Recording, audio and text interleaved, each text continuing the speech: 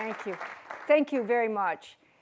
In preparing for this conference, I was reminded of a story, perhaps apocryphal, about a shoe manufacturer that sent a sales team to a country in Africa to check out the possibilities of expanding sales there. The first team member emailed back, "0 opportunities. No one wears shoes here." The second team member emailed back, "Huge opportunity. No one wears shoes here." So there's a lot of differing ways to look at the issues that we've been talking about today. We've talked about the access to justice gap and the fact that so many civil legal needs are not being met, and the fact that technology can be used to deliver services cheaper, faster, and better. There's no doubt that technology needs to be part of the solution to the access to justice problem. There is, however, another dimension that needs to be part of this discussion. I spent a lot of time traveling the state and talking to lawyers. A lot of us are feeling pretty tapped out. There's been discussion of the fact that clients are demanding more value. People are graduating from law school with more debt and fewer job choices. Lawyer income is shrinking across the board. And the technology that can be so liberating can also handcuff us. See, I remember in my early days of practicing law, I started in the dark ages, pre-internet, pre-computers. And although I had a high-volume litigation practice, the pace of communications then was so much slower. I could send out a document via snail mail and kind of sit back, at least on that matter, and know I wasn't going to get a response back for 2, maybe 3 weeks via snail mail. Now, as you all know, email responses are expected in the same day, maybe sooner. Lawyers are feeling they need to be on call 24/7, and there's little separation between our work days and our personal lives. I understand the need to deliver services more efficiently, to work smarter. But I also worry that we may be in danger of losing the essence of who we are as a profession. As we embrace technology and new innovations, we need to hold on to the foundation of our legal profession. And that foundation is service. See, here's the issue. If we just slice and dice the lawyer's output into bite-sized pieces of communications or processes or tasks, I wonder, in 5, 10, 20 years, will we have a profession at all? Or will lawyers and non-lawyers alike peddle services 100% motivated by profit? If we hold on to service while we embrace the opportunities of technology to serve better, we will not only solve the access to justice problem, but we will reinvigorate our entire legal profession. Think about this. You're on a plane making small talk with the person seated next to you, and they say, "What do you do for a living?" Do you say, "I'm in the legal services delivery industry"? Or do you say, "I'm a lawyer," and go on and talk about what type of lawyer you are, where you work, what are your contributions? Our professional identity as lawyers sets us apart in unique ways that don't apply to those in business or in other occupations. All of what we do can be thought of as service. Professor Larry Krieger is an expert on professional identity and lawyer satisfaction and wellness. He has his law students do an exercise designed to help them think about meaningful personal goals for their work.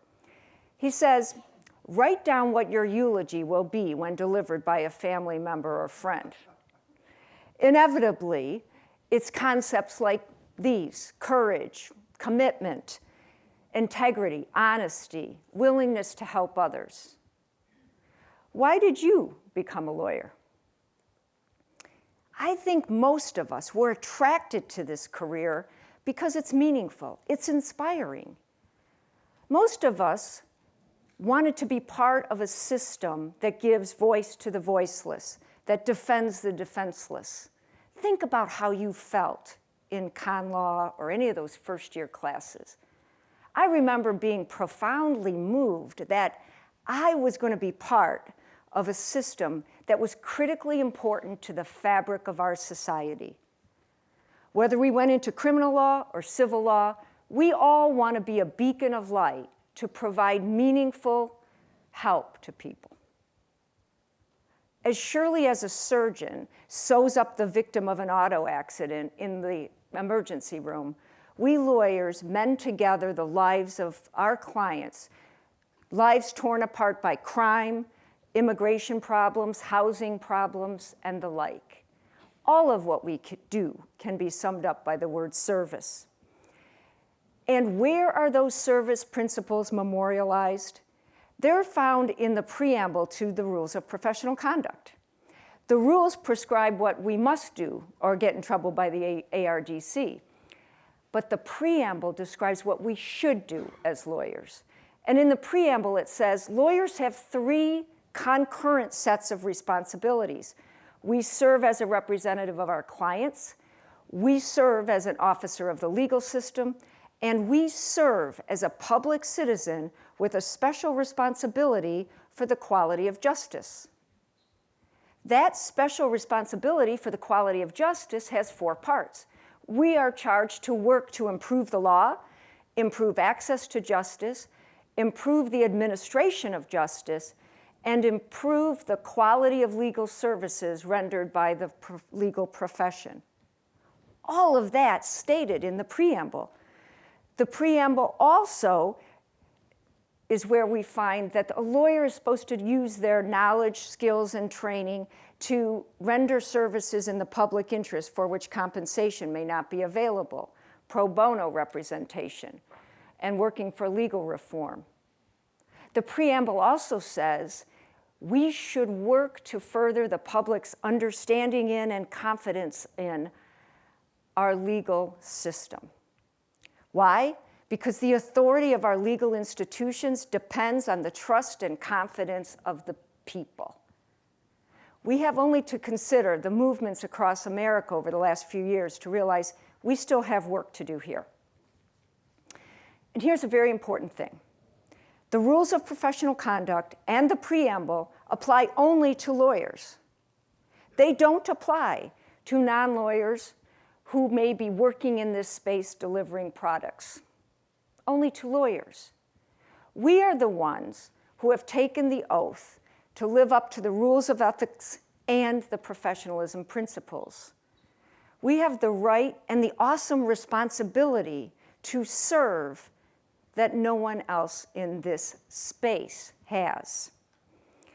So when we serve, we benefit 3 distinct sets of stakeholders: the public, the legal profession, and ourselves as individual lawyers. Research shows that when we give to others in service, we actually reap physiological benefits. There are reduced rates of depression, and our sense of well-being and optimism rises. And it's not all personal either. In his best-selling book, Give and Take, Wharton professor Adam Grant cites studies that show that those who give to others in their workplaces actually enjoy more success than those who don't. So service makes us happier and more successful. So we should ask, what is the source of meaning in our life's work, and how do we remain connected to it? Because the tools of technology and innovation are not an end in and of themselves, but a means to an end. We should use these tools as appropriate to better serve our clients. And it can be daunting to keep up with the massive and rapid pace of change going on. After all we have been trained to do, and our experience tells us, stick close to precedent and minimize risks at all costs. So we may need to nudge ourselves out of our comfort zone to see the opportunities that are also being presented to us today. Because we have some incredibly exciting opportunities. We have the chance to reshape our profession and the very health of our republic.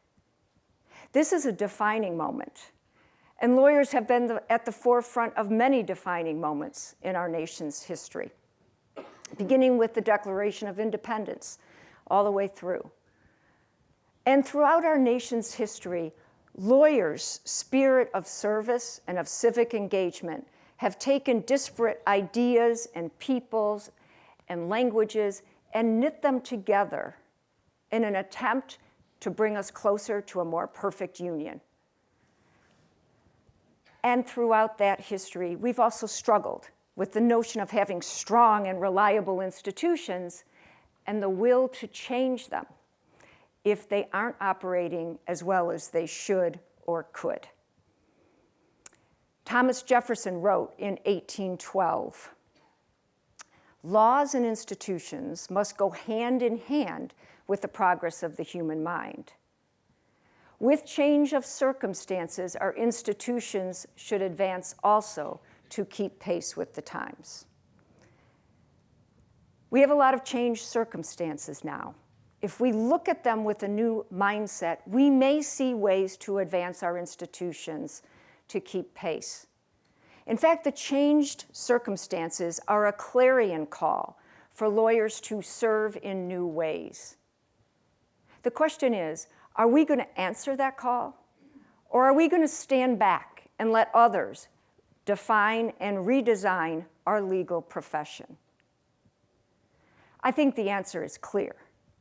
We need lawyers with our training, experience, critical judgment, and commitment to professionalism to be involved as the agents of change, to be the architects of change. And the pace of change reminds me of whitewater rafting. I've whitewater rafted quite a few times. Don't know if you have. I like it, but I get real nervous approaching the rapids. When you are going into that rapid and you're there with the swirling water going around you in every direction, my guides have reminded me every time, keep paddling. Because if you're not paddling and you're in the middle of a rapid, chances are extremely high the raft will overturn or you'll be ejected. Now, I'm not saying you can paddle indiscriminately. If you want to navigate that rapid and get where you want to go, you need to have a plan, and everyone in the raft needs to work together. Ladies and gentlemen, we are in the middle of a Class 4 rapid here. There's no point wishing we were back in the lazy part of the river or hunkering down in the floor of the raft. We need to paddle. We will coordinate our efforts and take control of our destiny. We will reconnect and recommit to service while we embrace the opportunities of innovations. And when we do that, we will not only solve the access to justice problem, we will reinvigorate the legal profession. Thank you.